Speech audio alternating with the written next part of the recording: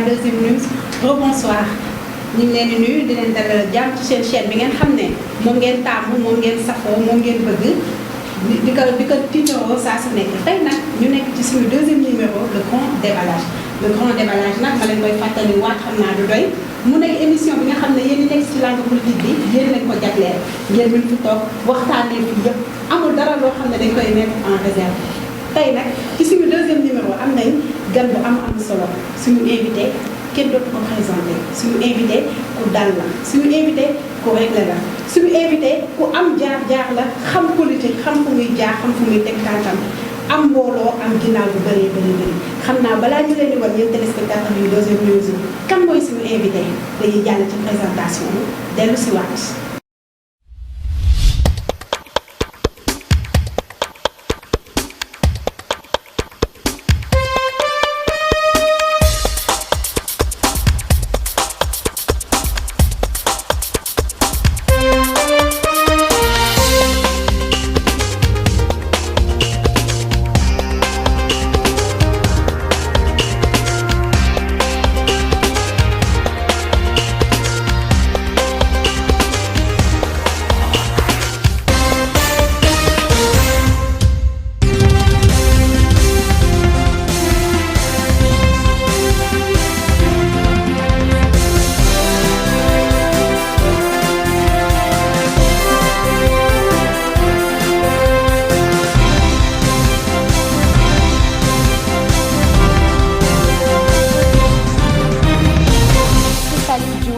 Salou Diouf est né le 16 octobre 1964 à Dakar, plus précisément à Gueule-Tapée.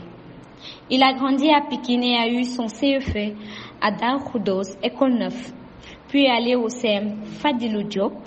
ensuite au lycée Limamoulaye pour finir par aller à Kaolack. Il est revenu à Dakar où il a eu son baccalauréat au lycée Lamine Gueye. Après être devenu le DRH de Thiaroye, M. Diouf est devenu le régional de Dakar et le secrétaire régional de la Mutualité Générale de l'Éducation. Sur le plan politique, après avoir fait partie du PDS, il est allé à l'UPR pour finir par faire partie des démocrates informateurs. M. Salou Diouf est notre invité du jour sur la deuxième news dans le grand déballage.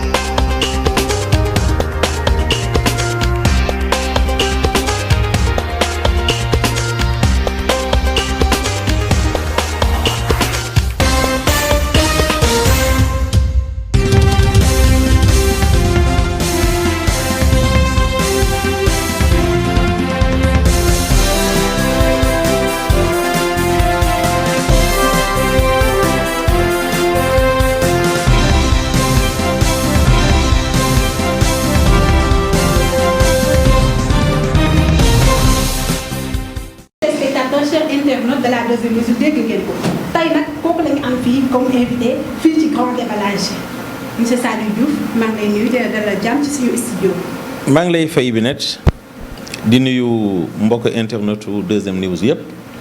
di am mbégte vraiment ak contenté di nekk seen deuxième invité seen deuxième édition grand déballage muy loo xam ni mbégte la ci man mbégte la aussi ci ñi nga xam ne ñoom laa àndal ñëpp. vraiment di kontaan tamit ci seen liggéey ndax xool naa première édition bi gis naa ni c'est une émission vraiment de grande importance. D'accord, merci beaucoup monsieur Diouf ñun tamit ñu ngi lay remercier ci sa disponibilité parce que ñu woo la nga ñëw yombul mais monsieur Diouf lan nga ñu gën a mën a yaatalal ci li nga xam ne mooy présentation bi parce que am na loo xam ne tey jii dañ koo bàyyee ak yow gën ñu xamale public bi ak téléspectateurs yi kan mooy monsieur Salou Diouf. waaw monsieur Salou Diouf moom comme niñ ko waxee rek ci présentation bi xam naa ni sama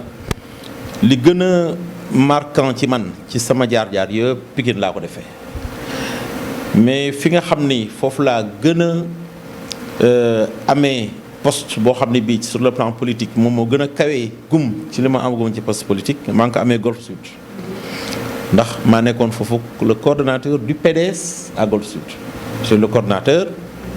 foofu la ma président Wade woowee moo ma wool boppam ni ma Saliou dama bëgg nga dugg comité directeur PDS te temps yooyu dugg comité directeur PDS yombul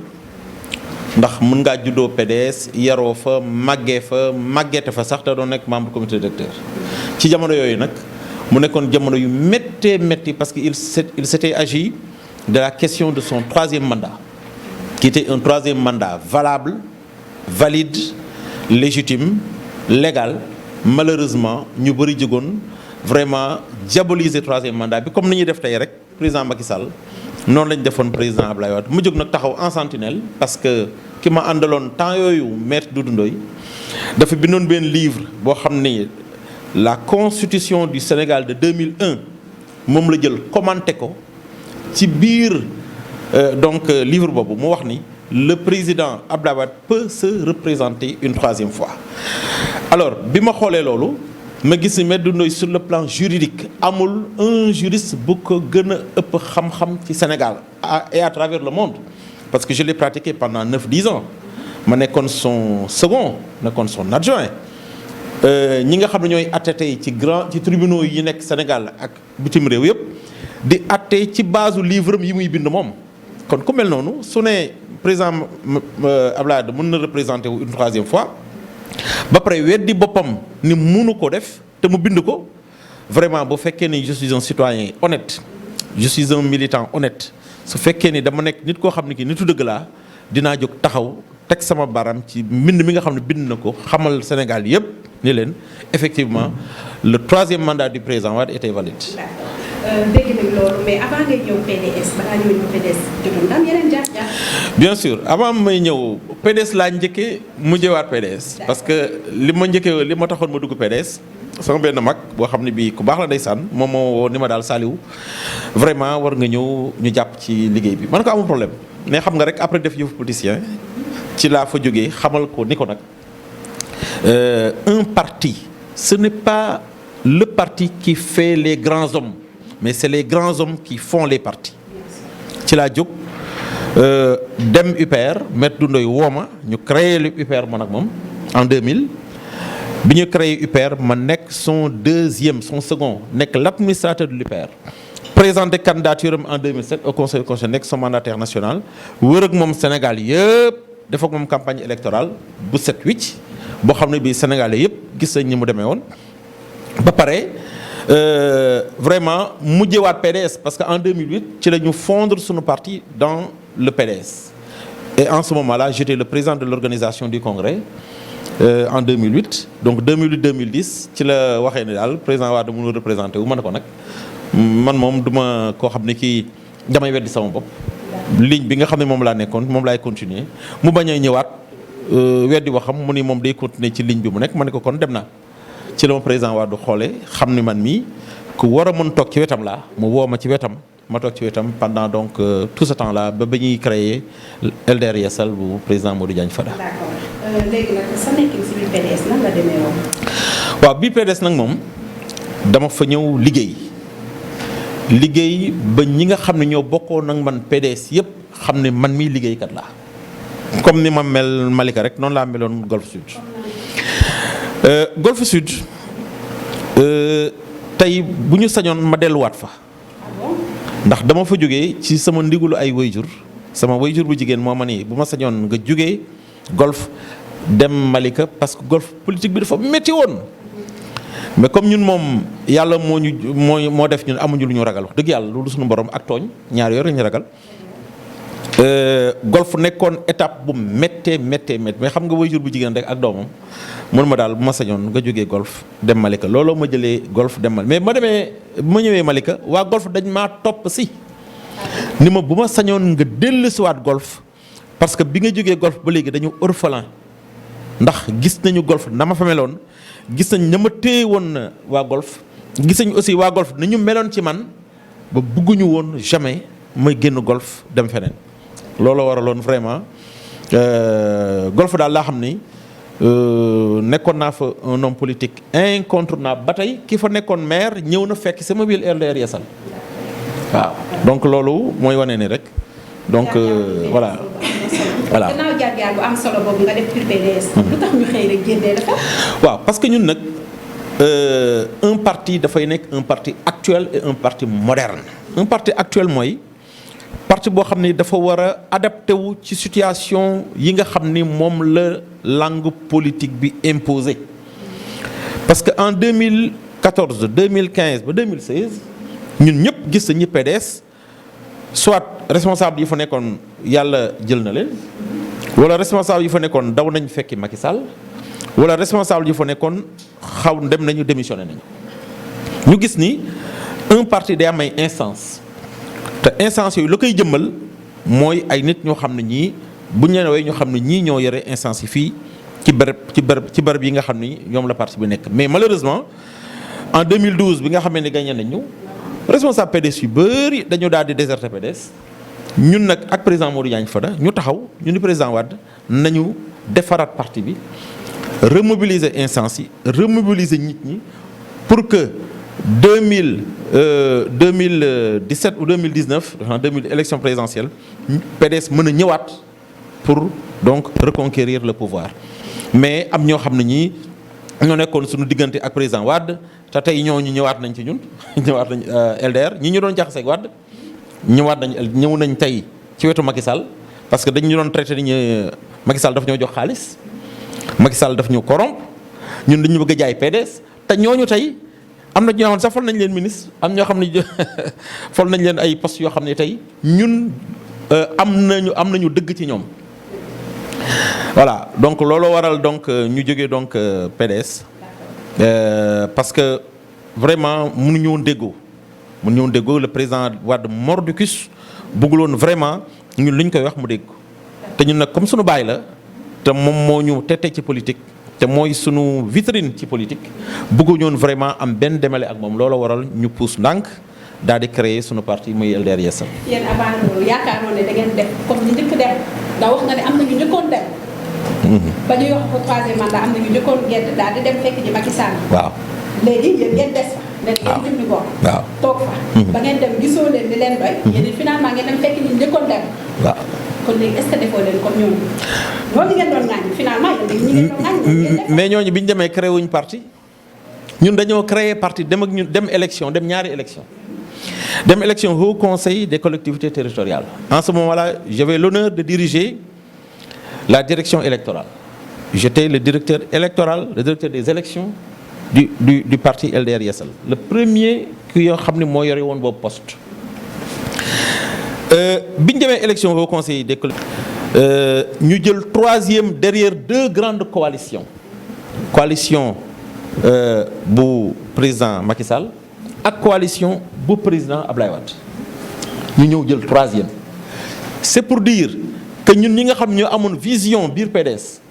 pour que ñu changer structure yi nga xam ñoo nekk biir PDS ñun amoon nañ dëgg parce que nekk nañ ñoo xam ne nous étions des hommes politiques avertis ndax jàng nañu ci wetu Wade ba xam dëgg lan mooy politique ba looloo waral bi nga xamee ne suñu première échéance électorale ñu ñëw jël troisième derrière deux grandes coalitions que sont la coalition du président Macky Sall et celle du président Abdoulaye Wade bi ñu jógee ci loolu ñu dem élection législative def aussi une très bonne campagne électorale j'étais presque le directeur de campagne parce que man ak président Modou Diagne Fada ñoo ànd ci seen def tour du Sénégal yëpp def campagne bu mucc ayib Sénégalais yi accueillir ñu fépp fu ñu dem accueillir ñu à bras ouverts ñu génn foofu am benn député boo xam ne moo nekkoon en la personne du président Modou Diagne Fada alors ku def loolu nag ba pare am nga say preuve am nga loo xam ne lii tey bu fekkee ni réew mi la ñor te njiitu réew mi woo la war nga mën a dem nag wuy ji woote njiitu réew mi. monsieur Diouf li nga wax ni man doyuma xëy na mu doy téléspectateurs yi mais man doyuma parce que li nga fi wax ñu demal suñu bopp. ñu créé suñu parti. ñu def suñu élection loolu am benn député. waaw benn député ngeen di am kon finalement da ngeen doon xool fu mu gën a nooyee wane seen bopp fi neex na nguur gi da ngeen doyalul. non maanaam da ngeen toog ci nguur neex. ngeen randuwaat. mais pour ñu randu foog ñu yuuxu bu ñu yuuxoo ba ñu gis ñu def jàll. mënuñu ko bi nga xam ne Benno Bokk Yaakaar. xam nga nag. parce que boo ma nee def nañ tout ce parcours tout ce beau parcours. finalement vous êtes retrouvé à la coalition Benno Bokk Yaakaar. xam nga nag koo xam ni def nga oppose sa àdduna yëpp da nga ko opposé nekkaat opposition du la jaaxal ñun loolu mooy sunu fort. président Modou Diagne Fada bi tey nga xam ne moom moo jiite LDR Yeesal bi muy nekk opposition la nekkoon député bi muy nekk opposition la nekkoon chef de cabinet président Wade bi muy nekk opposition. donc ñun sunu nekk opposition nekk ñu fa woon ñoo xam ne ñii dañoo nasaxoon non du tout. opposition lañ yemale woon ak pouvoir parce que dans l'opposition on était une opposition républicaine bi ñëwee au pouvoir on est plus que républicain. donc ñun amuñu woon vraiment que voilà kii dafa seet fu gën a nooy ak fu gën a non ñun liggéey la ñu mës a xam te ci kaw liggéey boobu la ñu président Macky Sall woowe ñu def suñuy preuve mënuñu seen doole laa soxla looloo waral président donc Modou Diagne Fada organiser bureau politique demander aux délégués nationaux et internationaux man maa organiser woon bureau politique boobu ñu laaj kenn ku nekk xalaatam bi ñu laajee xalaat ci la majorité dégagé wu nii nañ dem ànd ak président Macky Sall looloo waral ñu dem président Macky Sall mais bu fekkoon di président Modou Diagne Fada kese du jël décision ni mi ngi dem donc loolooy waral que nous sommes un parti démocratique nous sommes un parti boo xam ni dañu instaurer la démocratie interne ba nga xam ne moom lañ doon jooy PDS. monsieur Diouf dégg nañ loolu am na solo kàddu yi am na solo chers téléspectateurs bu leen fàtte li ngeen di seetaan mun ngeen ko am si suñu chaîne YouTube Facebook Instagram Twitter aussi vous pouvez le suivre sur notre site www.2mnews.com lii émission bi moo nekk le grand débat la suñu invité nekk monsieur Saliou Diouf du parti Yeesal. monsieur Diouf léegi parler li nga xam ne mooy juddu Yeesal juddoom. waaw Yeesal nag daanaka mën naa wax ni PDS a ko meññ ndax bi ñuy créé Yeesal nous étions plus de 100 membres du comité directeur du PDS yu créé Yeesal plus de 100 membres jour bi nga xam ni ci lañ doon lim ñi nga xam ni ñoo jógee PDS te nekk membre du comité directeur créé Yeesal man maa amoon honneur nekk porte-parole lu parti bi jour boobu. may doon lire devant les journalistes les 100 membres yi nga xam ni membre comité directeur lañu yu jóge PDS ñëw fekk suñu Yeesal. c'est pour dire que nous avons un très grand parti bien qu'il soit jeune mais nous avons un très très grand parti sa question nag xaw naa ko kii tuuti. d'accord dama ne la Yeesal li ko tax a juddu. alors donc li ko indi. frustration dañu dàq leen. waaw dañoo dàq nag. waaw ba ñu dàq leen ci PDS moo tax mer boobu moo leen indi ngeen créer seen parti boobu. non meruñu sax. PDS amoon na ay coow ay affaire de magouille ay affaire yu ndaw ci suuf. te yooyu lañ doon bañ nag nit ñi xam ko moo tax ñu dëkk ci baaxam yéen ñi naroon wax ñu dàq leen. non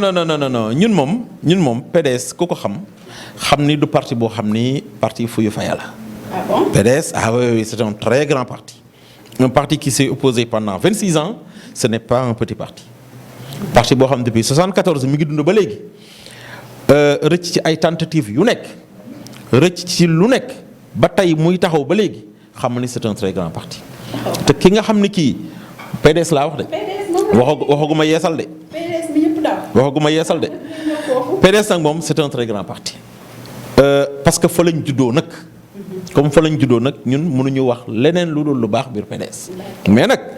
bi nga xam ne jóg nañ PDS ñëw LDR Yeesal la ñu fa jëlee mooy wan Sénégalais yi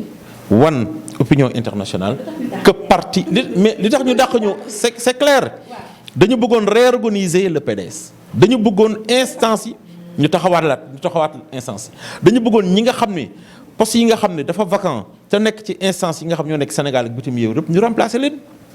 tey ñàkk leen a remplacer moo tax tey PDS demul élection yi passé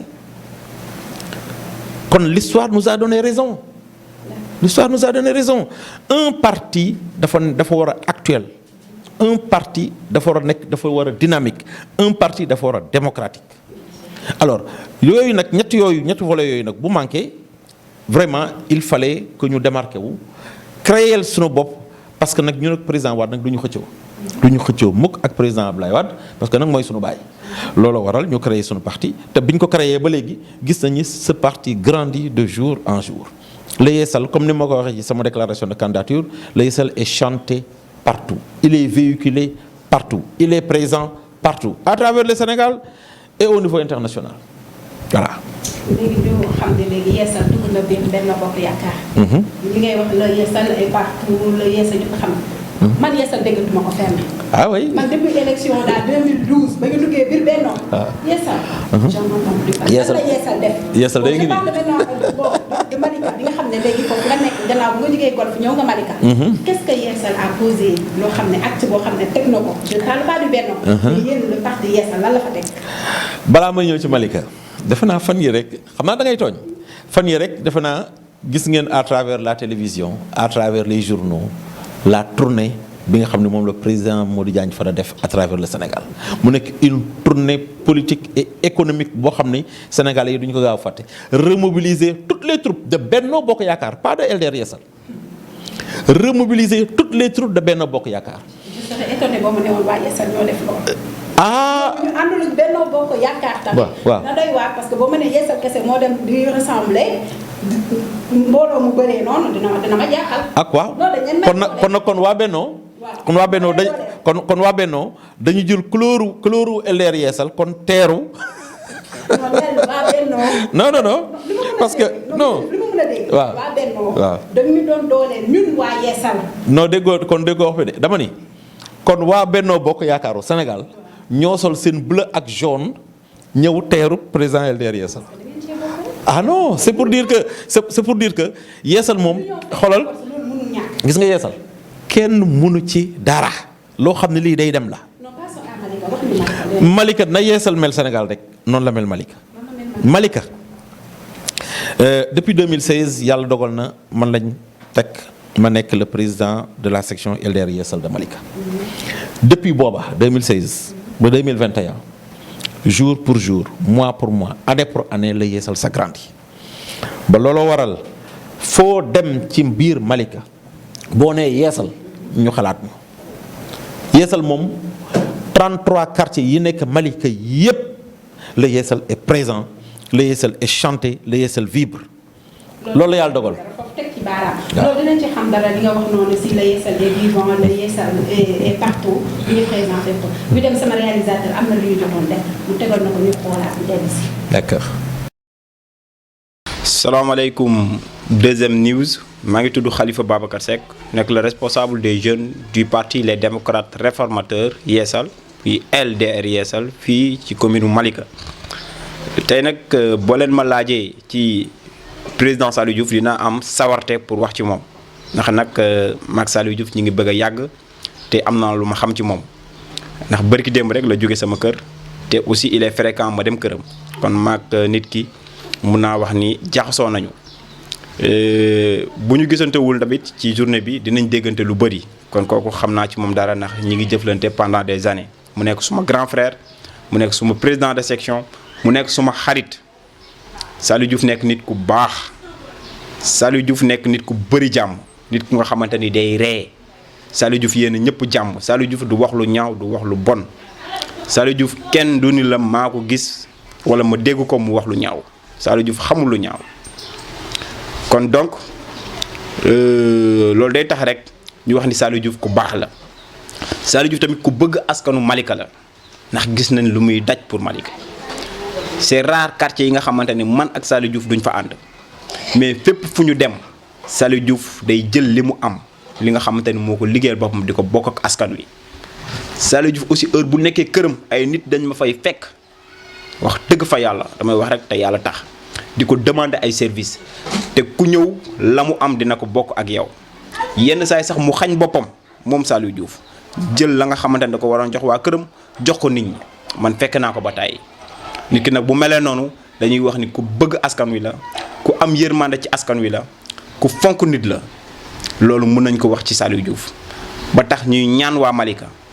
di ko ñaan responsable politique yi fi nekk ak acteurs yi nga xamante ni ñoo fi nekk ñu xam ni Saliou Diouf ku bëgg Malika la ku fonk Malika la ndax li muy daj pour waa Malika waay te gëm nañ ni bis bu ñu demoon ba yàlla teg ci ay loxoom commune Malika Saliou Diouf dina soppi xar kalamu Malika ndax jaar-jaar politique am may na ko xam-xamam may na ko waaye surtout yërmandeem Saliou Diouf dafa am yërmande ci nit te nag njiit bi nga xamante ni moo la gën a mën a doxal mooy njiit bi nga xamante ni moo la ëpp yërmande te Saliou Diouf am na yërmande ci nit fonk na nit te bëgg na doomu aadama loolu war nañ ko mën a wax ci moom ndax xam nañ ko ci moom ndax jëflante nañ ne ak moom ñi ngi bëgg a yàgg ak moom te li ñuy wax tamit ñu ngi ci xool suñu diggante ak suñu borom donc loolu laa xam naa ni amoon naa ko bu ko wax ci le président Saliou Diouf di ko nuyu di nuyu aussi notre président de parti le président Mbodj Diagne Fada bi nga xamante ni moo jiite la yeesal je vous remercie. salaamaaleykum mbokki àdduna salaamaaleykum mbokki Sénégal salaamaaleykum mbokki Dakar rawatina fii ma dëkk di Malika Montagne todde ba jàmmalaay tey nag ngeen ñëw di ma laaj ku ma sawar ku ma xam koo xamante bi ne nii Diouf ñoo ko bàyyi Samba borom gaañu boo ma koy laaj yow boo man la woo nga naat gu xam soow ndaw lu mu sawar woo nga ma ci lu ma sawar lu ma yàkkamti loo xamante bi ne wax ci dama ciy sawar ndax olof ñaa ne képp ku ñu mi dañ laa dee waaye ku ñu abali bët fu la neex ngay xool te moom Diouf ñoo ko bàyyi Samba dama abali bët abal ma ay bët may xool fu ma neex si yow boo ma ne ma la ko jàmmalaay ba mu daj man maa fi gën ci géwél yi ndax maa am ku kenn amul muy Saliou Diouf bàyyi Safeek Mouhamed kooku boo may laaj ci moom tubaarkàlla laaj nga ma ko ma miin laaj nga ma ko ma nëbbul dara am laaj nga ma koo xamante bi ne nii lu mu xam balaa ko kenn xam maa koy njëkk a xam fu mu jëm balaa wax ak kenn man lii fii laa jëm fu mu jëm damaa yóbbu lu mu am da koo bokk ak man ba noppi nag tijji ay buntam Saliou nit ku tijji ay buntam la nit ku yaatu la nit ku am yërmaane nit koo xamante bi ne bëggul ku ko mere kooku mooy Saliou Diouf ñoo ko bàyyi Samba borom gaañi tubaarkàlla ñi mu doon fekkoo leen fi maam moom am rek damel la maam moom am teeñ la maam moom am afisu alxuraan la yaa ngi may laaj ci ku ma sawar yaa ngi may laaj ci sama góor yaa ngi may laaj ci sama xarit yaa ngi may laaj ci ki nga xamante bi ne ni macha allah laaw la cag ku méritoo lu ne nag koo xamante bi ne ni fii réew mi toll dafa am cër ci Sénégal buñ ko xamee buñ ko xamul buñ ko nangulee ak buñ ko nangulul ku am cër ci Sénégal am njàngam may na ko yaram may na ko dalam may na ko sopp doomu aadama may na ko nangoo liggéey may na ko ki nga may laaj tey laa la ci wax lépp lu ma xam ak lu ma xamul ndaxte nag ki tax nga gën ñëpp buñ la laaj ci moom dangay wax ba mu gën ñëpp ndax moo ma aj te ajjiw ma man Fatou Gueye Géwél ku ma xamul dégg ma du ma ànd ak ku matadi du ma ànd ak ku yaafus du ma ànd ak ku dul liggéey àdduna bi yëpp nañu tàllal seen loxo ne Saliou moom Malika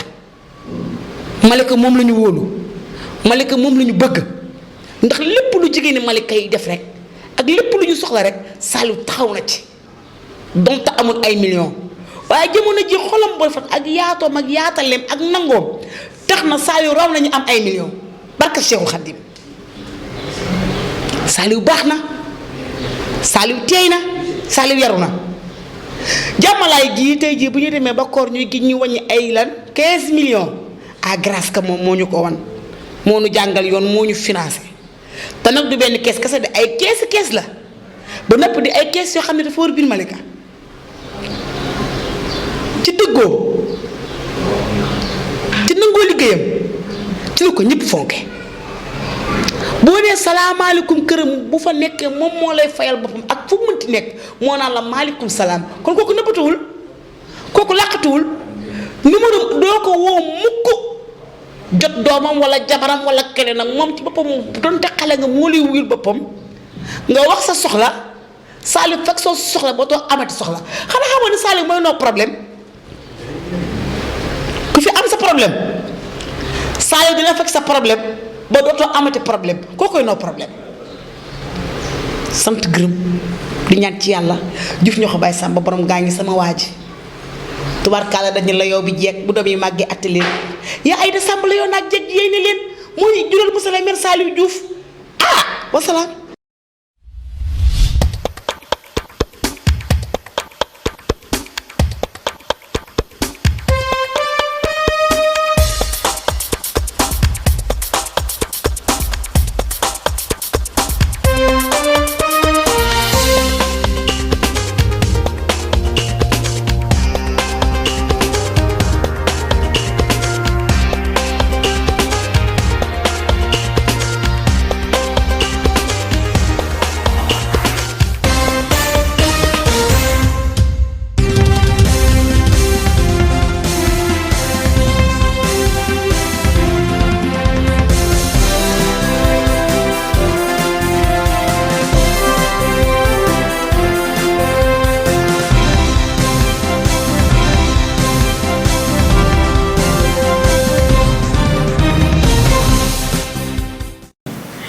téléspectateurs dégg ngeen loolu xam ne ay témoignages li nga xam ne def nañ ko ci ganu bis bi tey ndax nag ku ko def ku nekk ku ko wax la bëgg yaakaar naa loolu lañ koy waxee monsieur Saliou Diouf dégg nga ñi nga xam ne say jege ñaare lañ say nit lañu say jigéen dégg nga li nga xam ne wax nañ ko ci yow la nga ci mën a sànni ci ay kàddu. waaw vraiment lii day mbetteel bu neex la ndax itam da ngeen interroger ñaar ñu ma jege kenn kii muy Khalifa Babacar Seck nekk koo xam ne kii sama rakk la sama jarbaat la sama doom la sama soppe la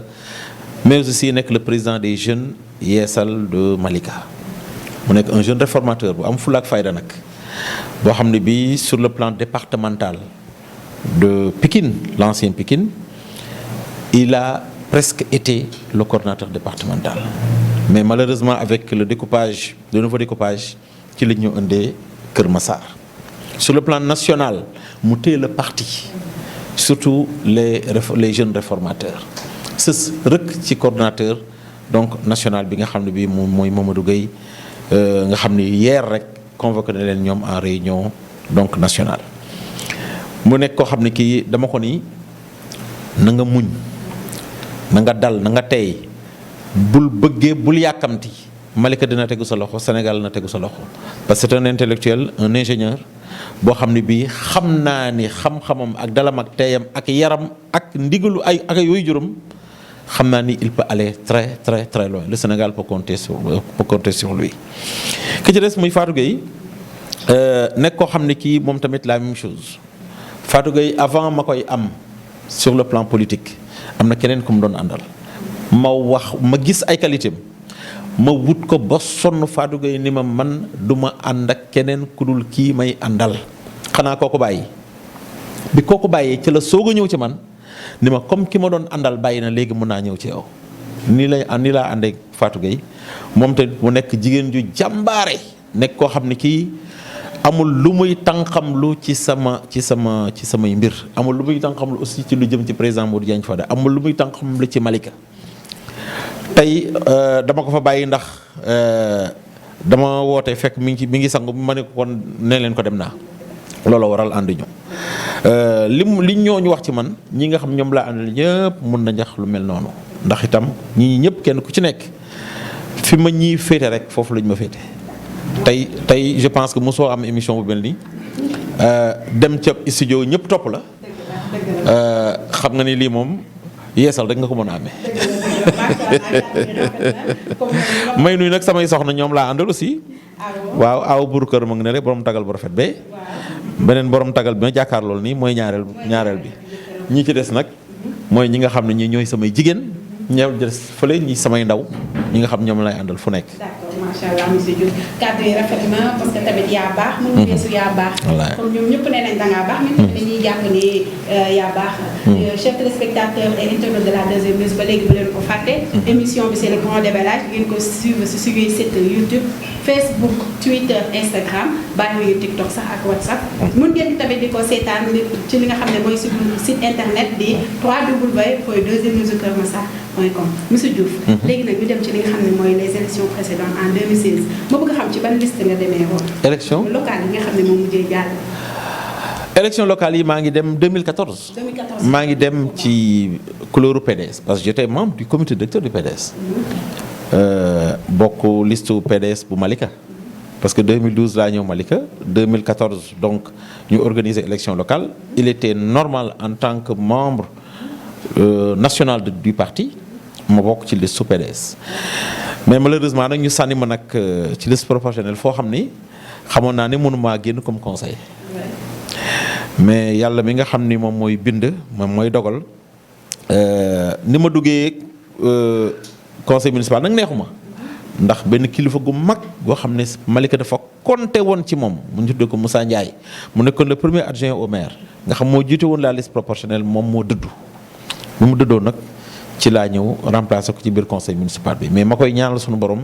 yàlla xare ko àjjana yàlla itam téye njabootam gi nga xam moom la fi bàyyi donc noonu laa duggee donc conseil municipal bu Malika. ba tey jii nga nekk fa conseil municipal. dégg nañ tamit que mos nga gérer li nga xam ne mooy CMU. très bien maladie universelle foofu noonu ci mairie bi. tout à fait alors xam nga loolu dafay sama métier ndax depuis mun naa wax ni 95 laa yore woon la mutuelle de l'éducation des enseignants depuis 1995 ma nekkoon ci classe yi ba pare yore mutuelle bi nekk nag koo xam ni kii maanaam dimbali waatee daf ma neexoon da nga daan am un malade bu nekk hôpital Fann wala mu nekk hôpital Dantec wala mu nekk principal wala mu nekk CTO ma tëj sama classe daw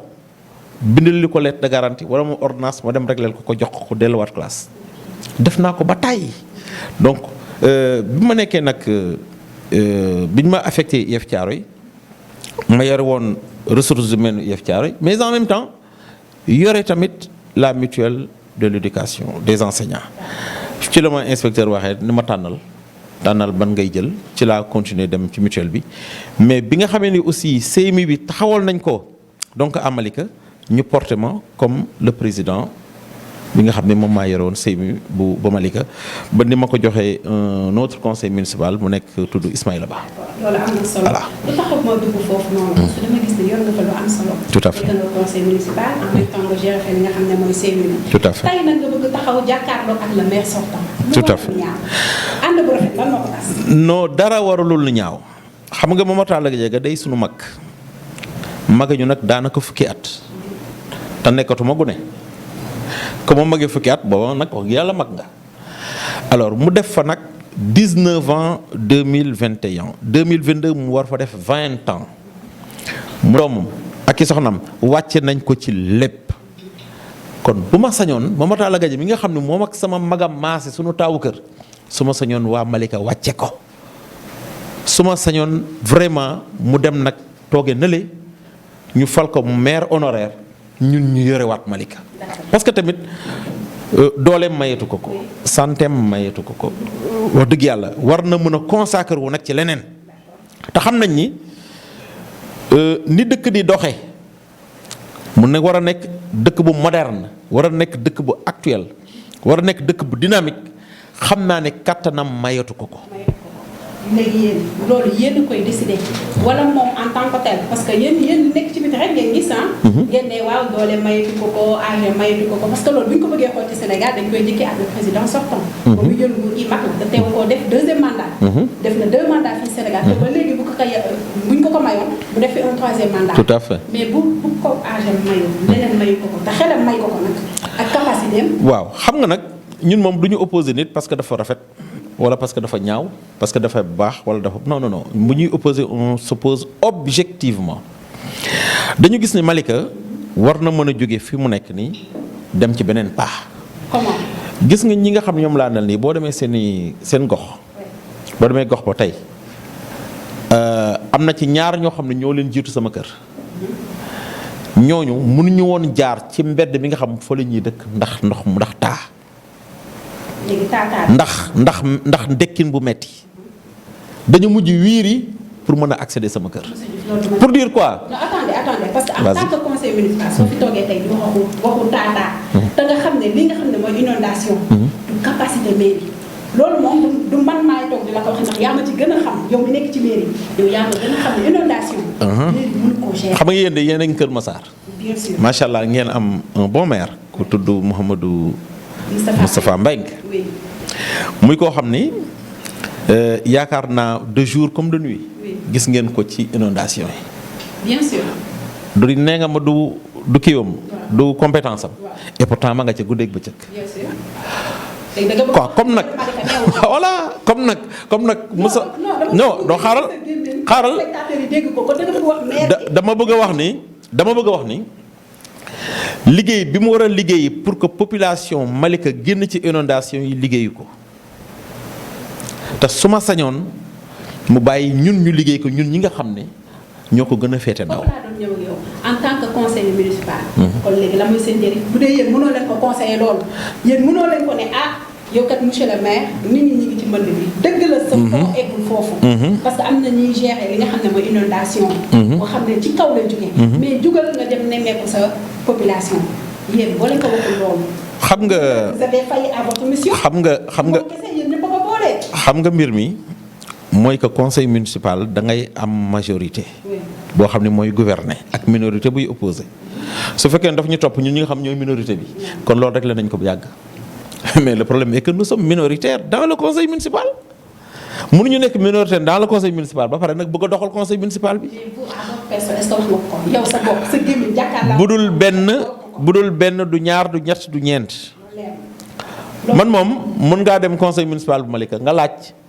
ñaar wala ñett wala ñeent conseil yi nga xam ne bu ñu jógee taxaw njëriñu askan bi la ñuy wax bu la neexee nga dem Malika laaj ko loolu moom amuñu ci voilà parce que liñ doon xalaat mooy ndax wax nga ko wala waxoo ko wax nga ko nag monsieur le maire yow tamit jéemal farlu tuuti ñu ñëwaat si tey jii nga taxaw nga ni da nga bëgg doon li nga xam ne mooy maire Malika di jàkkaarloog le maire sortant il y a 2 jours de cela gis nañ fi nga def sa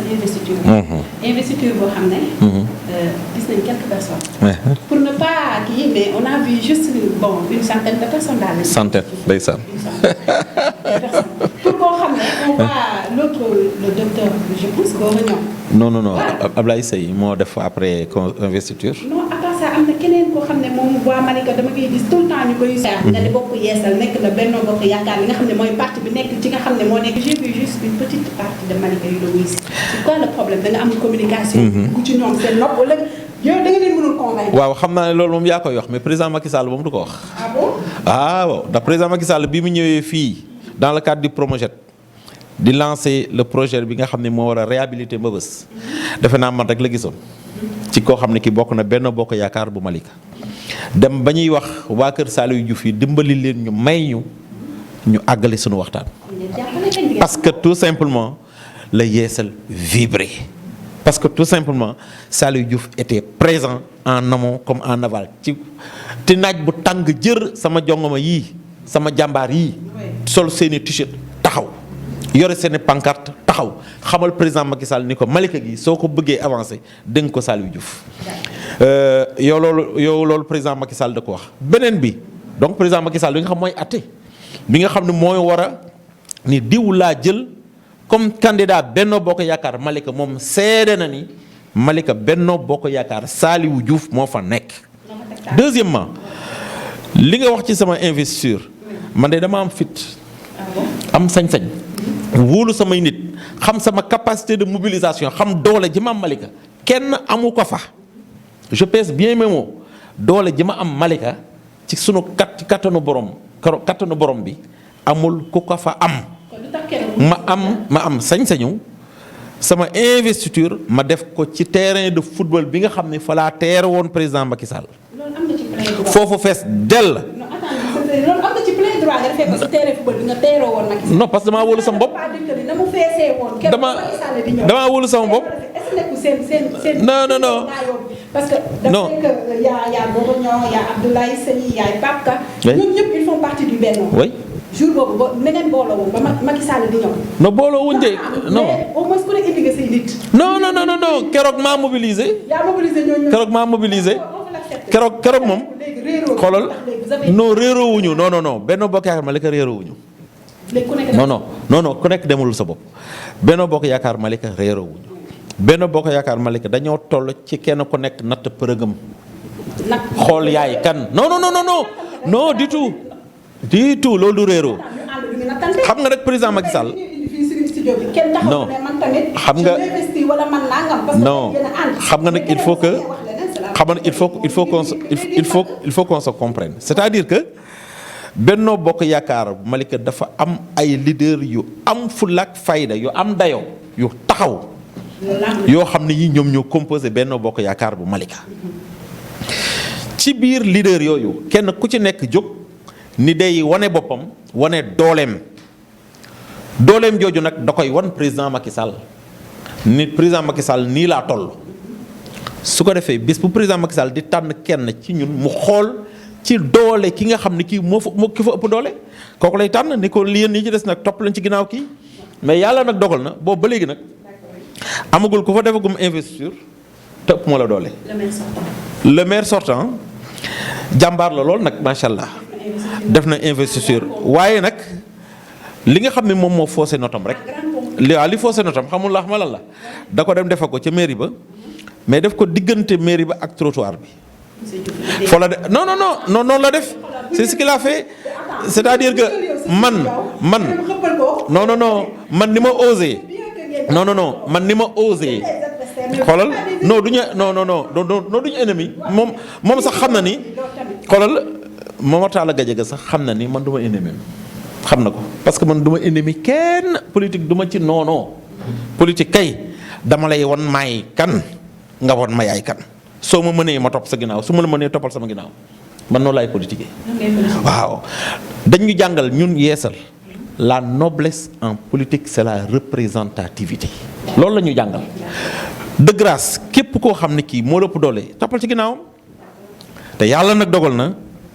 ba fii ba démb bi Mor Talla Gadiaga def investiture am gis nañu ni Saliou Diouf a ko man te xam naa ne président Macky Sall du juum di tànn keneen ku dul Saliou Diouf ndax Malika nag yàlla moo dogal ma dugg ci xolu Malika waay loolu yàlla dogal. voilà loolu yàlla dogal. yàllaa ko dogal. mais tamit gisoo ni tey jii boo leen dagale woon parce que tamit.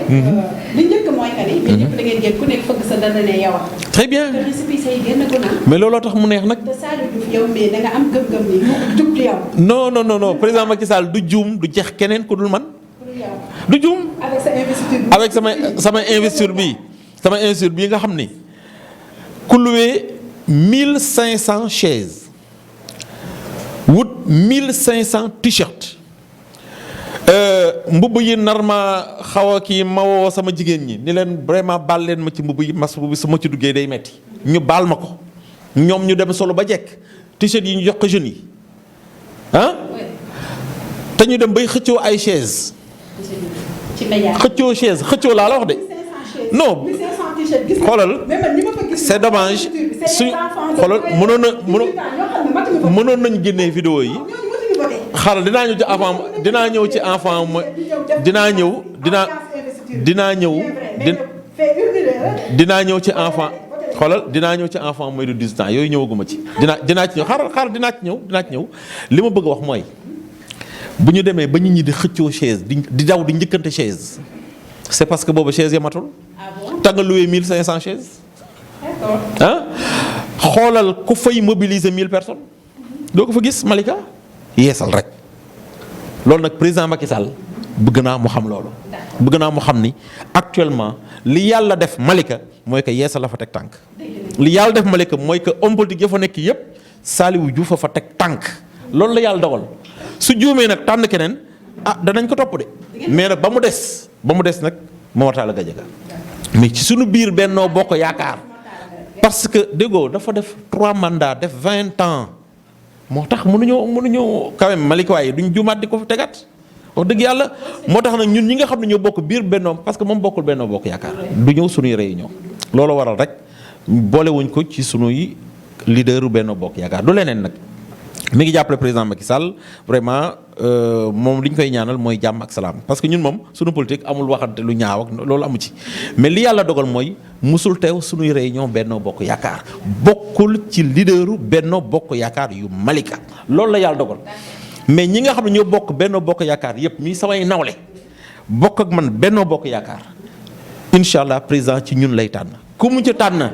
je le dis et je le répète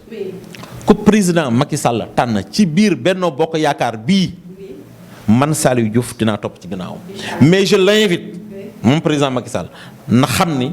actuellement Benno Bokk Yaakaar bu Malika Saliou Diouf moo fa teg tànk. D'accord monsieur Diouf maintenant nag dañuy entrer dans votre programme li nga xam ne mooy sa programme gis nañ tey nga indil ñu macha allah une tiers de la population de Malika. pour suñu émission maa ngi ñu jàkkaarloo wala wax nga indil ñu kii léegi la ma bëgg xam si sa programme ban wàll nga bàyyi li nga xam ne ñu jigéen ñi. waaw xam nga nag jigéen ñi nag ñoom yàllaa dogal ñu bëgg ma bëgg leen. loolu yàlla dogal ñu sopp ma lool ma sopp leen lool loolu la yàlla dogal jigéenu Malika yàllaa dogal gentleman sax lañ ma tuddee loolu la yàlla dogal jigéenu Malika yàllaa dogal ma dugg seen xol ñoom ñu dugg ci sama xol. man ak ñoom nag ñu nar a ànd bu yàgg ndax itam bëgguma benn yoon su ma yoree mairie Malika jigéenu Malika xool ma ma xool ko sëgg parce que bëgg naa leen jàppale bëgg naa leen dimbali bëgg naa leen teg ci programme yi nga xam ne moom la président Macky Sall teg pour que vraiment jigéen ñi mën a gis seen bopp incha allahu taala bu dee projet du doon këyit du doon loo xam ne lii secours la du doon loo xam ne lii indemnité ak lépp loo xam ne mën na def promotion wu jigéen incha allahu taala Saliou Diouf dana ci taxaw pour que jigéenu Malika nag mën a génn ci métti bi nga xam moom lañ dund quotidiennement parce que aussi mënoo nekk maire ak yooyu yëpp sonn nañ vraiment mënoo nekk maire nga nekk en phase avec le président de la République président la nga gis fi mu teg jigéen ñi te yow en tant que maire mënoo wax ak moom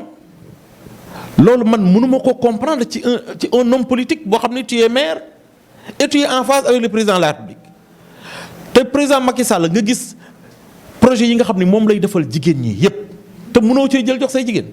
ah non loolu moom du doon Saliou Diouf incha allahu taala président Macky Sall dina xam ni il pourra compter sur Saliou Diouf pour que les femmes malikoises puissent s'épanouir. Inch'Allah. En plus aussi lan lañ mën a xam ne lan la Saliou Diouf mën a teg lu concret pour le chômage des jeunes yi nga xam ne parce que vraiment jeunes yi dañuy def formation jàng ba sonn génn avec le diplôme mais ils ont du mal à trouver du travail lan la Saliou Diouf mën a teg. xam nga loolu bokk na ci li nga xam ne sama déclaration de candidature wax naa ko dama ni un leader doit avoir une vision leader moom bu amul vision doo leader su fekkee ne mënoo jóge fii toog fii. xool fële gis ko xam la fa war nga def ko moom jarul ngay nekk leader alors les jeunes tout comme les femmes femmes yi mën naa xam jigéen ñi sax mën na am xëy na li nga xam ne moom nga war a def ñu ak ñu war a def ci jeunes yi bokkul parce que jeunes yi dañ leen war a former bu ñu leen fa xoolal ñaata jeune le président Macky Sall aujourd'hui di caser ñaata kenn mun la wax ni mu toll xoolal programme yi nga xam ne moom le président Macky Sall teg yépp pour les jeunes mais en tant que maire d'accord doo leen wutal liggéey mais nag di nga leen former di nga leen teg sur les rampes ba nga xam ni bu ñu demee ci projet yi président Macky Sall teg pour les jeunes ñoom ñu mën a approprier projet yooyu ba gis seen bopp loolu c'est la moindre des choses pour qu'un maire vraiment puisse faire pour ces jeunes yi moom ak jigéen ñi moom nañu xam ni avec le maire Saliou Diouf l'espoir est permis. Monsieur Diop yaakaar naa waxtaan bi am na solo. wax nañu ci sa programme wax nañu ci sa parcours wax nañu ci jaar-jaar bi yëpp léegi monsieur Diop ñu lay bàyyi nga lancer sa dernier mot à la population sénégalaise en même temps aussi ñi nga xam ne ñooy waa Malika. waaw sama dernier mot mooy sant bu baax d'abord délégation bi ma àndal ndax itam wax dëgg yàlla di jóg say nit ni la duñ la bàyyi ginnaaw loolu dafa neex kon ma leen di sant ñoom ñëpp autant qu'elles sont. ak tamit sama jeunes yi nga xam ne aussi bàyyiwuñ ma benn yoon. deuxièmement gis nga ni ñu mel nii rek noonu la waa Malika mel ci man jigéen ñi jeunes yi mag ñi confondu ñëpp am yaakaar ci man te yaakaar boobu nag maa ngi koy dooloo président Macky Sall pour que mu xam ne le bon choix ki nga xam ne kii tey man ak sama bopp ma doy ci boppu mairie bi parce que dama xam ni liggéey rek mooy joxe résultat. te am naa volonté wu liggéey am naa capacité wu liggéey am naa xam-xamu liggéey pour que Malika mën a génn fi mu nekk tey ma leen di wax rek nii le changement est possible ñun ñëpp bés boo xamee ni carte yi ñu ngi koy joxe nañ dem récupérer sunuy carte te ñëwaat toog te xam ni fi nga xam ni mooy fu baax fi mooy biir Benno Bokk Yaakaar fi baax nag fii Benno Bokk Yaakaar mooy le maire Saliou Diouf loolu daal mooy li nga xam ni moom mën naa ko véhiculer may ñaan aussi le président Macky Sall tronçon bi nga xam ni moo nekk Malika nga xam ni mi ngi koy waaj a defar d'ailleurs sax travaux yi commencé na ma koy ñaan mu gën a accélérer travaux yi rek pour que waa Malika ak waa Kër Massar mën tamit gis seen bopp ma koy ñaan tamit inondation yi lépp lum ci man na ci dolli parce que ñun ñi nga xam ne ñoo dëkkee surtout côté jàmmalaay vraiment bëgg naa tamit mu gën leen a jàppale donc président Macky Sall fa nga ñëwoon fañ la teeroo woon soo doxee tuuti ca ginnaaw ñi ngi dund ba metti ci inondation yi bëgg naa tamit nga gën leen jàppale ndax itam jàppale leen jàppale Saliou Diouf la jàppale sa bopp la loolu daal mooy li nga xam ni di gërëm aussi le président Modou Diagne Fada mi nga xam ni avant may ñëw tàggu naa ko xamale ko ne ko deuxième news ñoom ma invité mu ni ma aussi boo demee vraiment tu as toute ma bénédiction ma koy ñaanal moom tamit yaakaar bi président Macky Sall am ci moom yàlla bu mu tas te avec le président Modou Diagne Fada je sais que le président Macky Sall peut compter sur lui pour que le Sénégal puisse se développer. D'accord merci beaucoup monsieur Diouf ñun tamit toute l'équipe de la 2M News ñu ngi lay nuyu di la gërëm di la sant ci toogaay bi waxtaan bi am na solo. parce que dugg nañ ci question yëpp yi nga xam ne bëggoon nañ ko waxtaanee. léegi xam naa ci ñi nga xam ne nekk nañ fi. di si ñàkk ñuy jël fii quelques yoo xam ne dinañ mën a intervenir. soxna si. oui. soxna si bi kan. parce que tey monsieur Saliou Diouf s'est déplacé avec tamit population am ñu àndal personne du mën a ñàkk loolu du mën a ñàkk tamit dina am ñoo xam ne ñëw nañu fi bëgg a wax dara. soxna si naa def. waaw maa ngi fi rek soxna si. sant bi. man maa ngi tudd Astou Kane. Astou Kane. soxna Astou Kane lan nga mën a wax ci ki nga xam ne moo toog muy Saliou Diouf. monsieur le maire Saliou Diouf lu ma ci bëgg lu ma ci mën a bëgg a wax yëpp dafa bëri. xëy na nag bañ ko waaw xëy na bañ xamante nag xëy na yàggul boobu yàgg waaye nag am nañ ay jaar-jaar yoo xam ne moom moo ñu ko defal ndaxte man mi ba ma ko xamee ba léegi lu baax rek lay dox ndax man mbootaay laa yore te sama mbootaay bee moom mooy man 2004 laa yore mbootaay bi te gis ñu fa kenn kuñ fa financé moom bu mu fa ñëwee moom ci boppam moom moo ñu financé ñi di ci liggéey waaw baax na nag wax dëgg yàlla baax moom baaxaaye moom foo ko takk rek passé na ko 2020 bii ba ñu amee ndox moom moo xuus ba ca ndox ma ñëw seet si ñu muy jàmm laay tàkk gi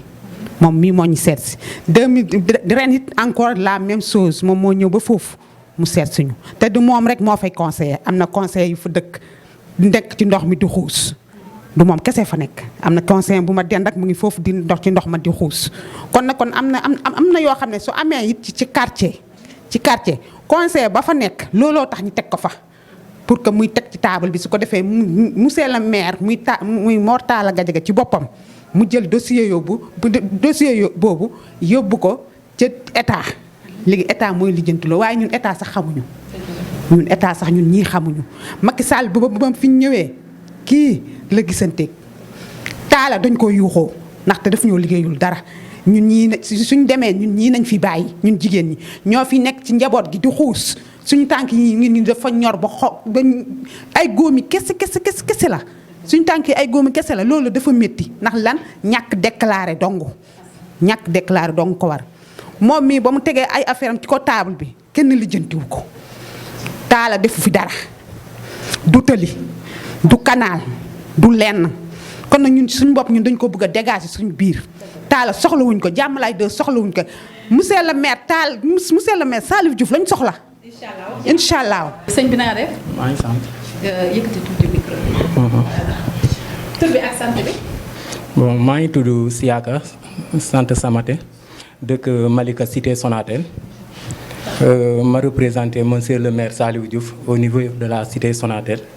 pour mu jël mairie bi incha allah. monsieur Siaka lan nga def ak Saliou Diouf lu concret parce que yow dama laaj lan ngay xam ci Saliou Diouf. nga may wax li ma ñëpp di wax non dama lay laaj lan ngeen teg lu concret comme yow yaa géré loolu. merci beaucoup. waaw. C'est une très bonne question. oui. lu ñu teg lu concret pour le développement de Malika mooy wax na ko ci waxtaan bi on n'a rien contre le maire sortant. mais capacité bu ñu yor ak waa ji vision bu mu la waxoon ci biir waxtaan bi vision bu mu yor macha allah les 5 prochaines années à venir ku dugg Malika di nga xam ne Malika changé na. on n'a rien contre monsieur le maire Talla Gadiaga mais nous pouvons faire mieux et ça l'homme idéal est là et tout Malika sait que la solution c'est lui. Cause pour laquelle man mii di wax ak yow damaa toog sama kër je faisais pas de la politique ma toog xool les leaders qui sont là ki ma laaj mu ne ma bu fekkee ne naxoo sa bopp le candidat idéal est là. et képp kuy Malika xam na ne le candidat idéal est là avec ce monsieur. xale yi dinañ kontaan jigéen yi dinañ kontaan paa yi dinañ kontaan dootoo gisati benn xale buy langaamu oto. parce que amuñu fu ñuy fooyee oto yi la ñuy langaamu l'homme idéal est là pour le changement de Malika, Inch'Allah. Inch'Allah. Merci beaucoup, Viviane. Chers téléspectateurs et internautes de la deuxième émission bi à sa fin. doyaloo leen neex na ñun ñii sax di ko présenté doyaluñu mais nag temps bi ñu tërale woon jeex na. ñu ngi leen di wax ni yéen a ngi seen émission ngeen nekkoon grand décalage muy mun ngeen ko di ko seetaan ci YouTube bi ci Facebook ci Twitter ci li nga xam ne mooy TikTok sax bàyyi wuñ ko ak WhatsApp. émission bi di ngeen ko am chaque mercredi à partir de 21h en direct sur notre chaîne foofu la ngeen mën a seetaanee man Biré Diop est habillée aujourd'hui par Met Shop maa ngi remercier sama équipe bépp bi ma àndal sama caméraman Biguel Jolof sama camérawoman aussi Koumba Goumbala en profitant aussi ma koy souhaiter un joyeux anniversaire. bonne vie santé prospérité à toi. Joyeux anniversaire. Voilà, joyeux anniversaire du président aussi Saliou Diouf ñu la koy présenté tous nos vœux de bonheur c'est tout le mal qu'on vous souhaite. di remercier sama ñi nga xam ne ñoo nekkoon ci régie bi yaay Laye Sow le réalisateur et assistante Mado y a aussi le gestionnaire Kassé ki nga xam ne moo géré site bi monsieur Madiaye Sall moom tamit maa ngi remercier toute l'équipe le doyen et le président du Desk Sport Abdoulaye nuyu naa ñëpp sant naa ñëpp gërëm naa ñëpp surtout yéen ñi nga xam ne toogal di seetaan di gërëm tamit ñi nga xam ne c'est le président Saliou Diouf monsieur Diouf merci beaucoup kontaan nañ trop débat bi neex na di leen jox rendez-vous mercredi prochain si beneen numéro ak ci beneen. mais sunu baax mën na mu ñu ci yeesal. yeesal. yeesal. yeesal. yeesal. yeesal. yeesal. yeesal. yeesal. yeesal.